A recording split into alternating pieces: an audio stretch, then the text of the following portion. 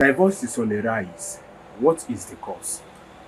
Well, so many reasons because Otundi Managotara na the marriage is all about interest of two people coming together. That interest are coming together is that whenever you are married, make sure that the person in anu more than anu that only vested interest, only desire, only never. Yes.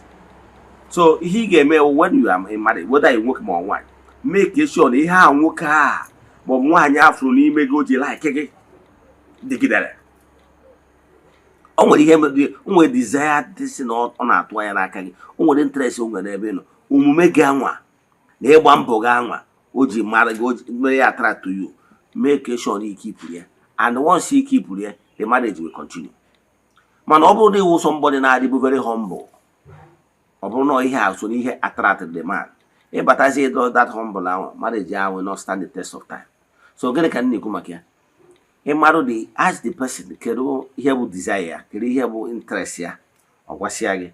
Then malụ na as long as ị na-alụ the man, ihe ọbụla mere o ji wee dị attracted to you na ọ dịgidere. And once ọ dịgidere, then the union will continue.